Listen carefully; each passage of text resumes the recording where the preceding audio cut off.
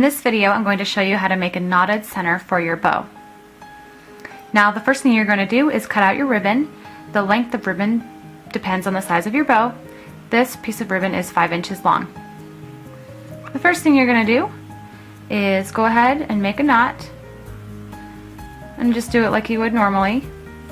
Now when you get to this point, turn this tail so that side is pointing up. And there you have a cute little center for your bow. If you want your knotted center to be a little bit tighter, you would just go ahead and do the same method.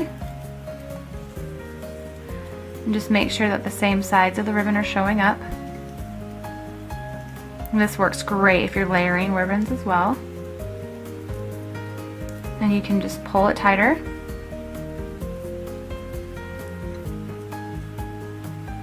And then you have a smaller knotted center for your bow.